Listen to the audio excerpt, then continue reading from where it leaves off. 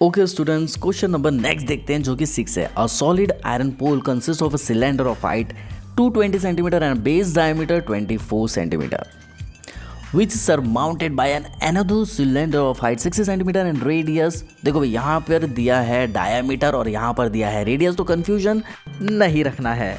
अब आगे देखते हैं।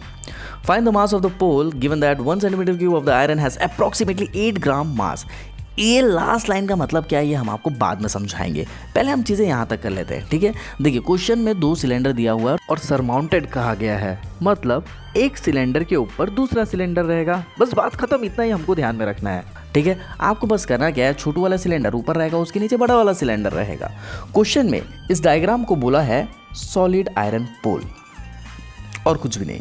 तो जब जब हम सॉलिड आयरन पोल बोलेंगे, जो कि हम नहीं बोलेंगे, लेकिन अगर हमने बोला तो आप समझ जाना एक सिलेंडर के ऊपर दूसरा सिलेंडर है। ठीक है, अब देखिए भैया, यहाँ पर क्या क्या चीज़ें दी गई है। दोनों सिलेंडर है, दोनों का फॉर्मूला सेम होगा, तो दोनों को अलग दिखाने के लिए, रिप्रेजेंट करने के लिए हमें क्या करेंगे, हम यहाँ पर लिखेंगे height of big cylinder. Big cylinder क्यों? क्योंकि यहाँ पर 2 सिलेंडर है, एक बड़े मियाँ है, एक छोटे मियाँ है। तो बड़े सिलेंडर के लिए हम बड़ा H हाइट को मानेंगे। ठीक है, और बड़े सिलेंडर के लिए हम रेडियस को बड़ा R मानेंगे। ये हम लेट कर देंगे सो दैट हमको कैलकुलेशन करने में या चीज़ें रखने में ज़्यादा दिक्कत ना हो। ये बात समझ में आ गई। अब दूसरी बात, हमारे पास स्मॉल सिलेंडर है जिसकी हाइट को हम स्मॉल h मान लेंगे और स्मॉल सिलेंडर के रेडियस को भी हम स्मॉल r लेट कर लेंगे। इसके बाद हम टोटल वॉल्यूम ऑफ पोल निकालेंगे। हमने बोला ना, वॉल्यूम ऑफ पोल का मतलब है ये दोनों सिलेंडर। जैसे कि आप देख पा रहे होंगे कि एक सिलेंडर के ऊपर दूसरा सिलेंडर रखा हुआ है, मतलब ये ऐड हो रहा है। तो हम क्या करेंगे, volume of big cylinder plus volume of small cylinder कर देंगे।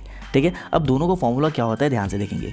दोनों का फॉर्मूला होता है पाई आर स्क्वायर एच। दोनों का फॉर्मूला होता है, मतलब भाई सिलेंडर का फॉर्मूला बता रहे हैं। लेकिन यहाँ पर जानबूझ करके हमने एक गलती की है, क्योंकि आप वो गलती ना करें। क्या भैया, देखो बिग सिलेंडर के हाइट को हमने कैपिटल एच माना था, तो यहाँ कैपिटल एच लिखना पड़ेगा।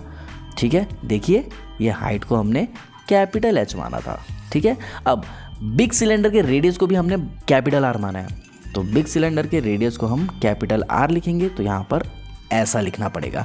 अब जैसा कि देख पा रहे होंगे दोनों में पाई कॉमन है, तो पाई को बाहर निकाल दो, अंदर क्या बचेगा, r square h plus r square H.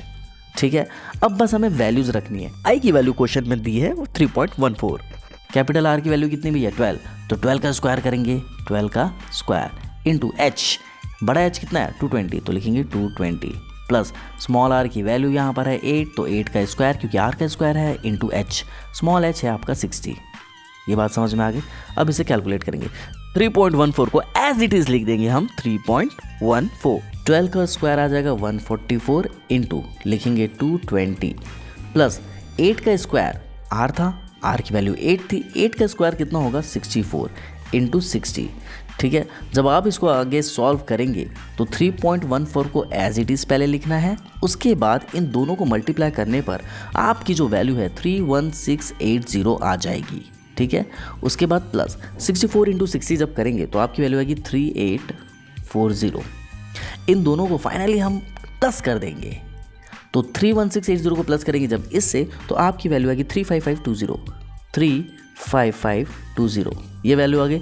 दोनों के बीच में ब्रैकेट है, चलो ब्रैकेट तो हटा देते हैं। ठीक है, ऐसा ही था कैलकुलेशन। अब इसको इससे मल्टीप्लाई जब आप करेंगे तो आपकी वैल्यू कुछ बड़ी आ जाएगी, जो कि रहेगी 111,532.8 सेंटीमीटर क्यूब। सेंटीमीटर क्यूब इसलिए लगा क्योंकि हम वॉल्यूम निकाल रहे हैं। ठीक है, लेकिन ये हमारा आंसर नहीं है। हमारा आंसर यहाँ पर से निकलेगा। कैसे, देखिए यहाँ पर दिया हुआ है 1 centimetre cube of iron has approximately 8 gram है, तो हम यहाँ पर लिखेंगे mass of 1 centimetre cube equals to 8 gram. जो क्वेश्चन में दिया है उसको लिख देना है, लेकिन 1 सेंटीमीटर का तो 8 ग्राम है, तो हमारा कितना सेंटीमीटर क्यूब आया 111,532.8 सेंटीमीटर क्यूब आया।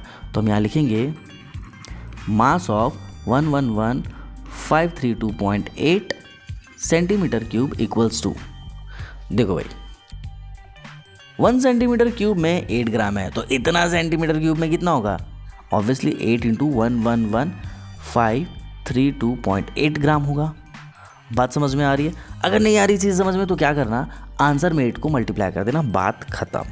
ठीक है, तो जब आप इसको मल्टीप्लाई करेंगे तो आपकी एक बड़ी खतरनाक सी वैल्यू आ जाएगी, और वो वैल्यू रहेगी आपकी 89226.4। ग्राम, ये आ गई। लेकिन ये हमारे ग्राम में निकली और अगर हमें इसको किलोग्राम में कन्वर्ट करना है तो 1000 से डिवाइड करना पड़ेगा। 1000 से जब हम डिवाइड करेंगे तो ये जो पॉइंट है लेफ्ट साइड की तरफ जंप करेगा, वो भी 3 बार, क्योंकि 1000 में 3 जीरो होते हैं। 1 2 3 बोल तो 892.2624 kilogram. And this is your answer. मिलते हैं अगले वीडियो में। Till then bye.